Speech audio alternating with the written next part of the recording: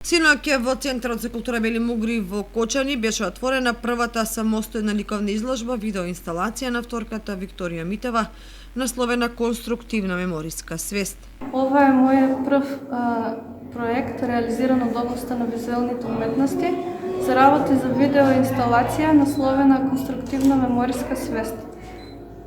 Би сакала да им се заблагодарам на сите што ми помогнаа за изработка на проектот, за соработката со институцијата Бели Мугри и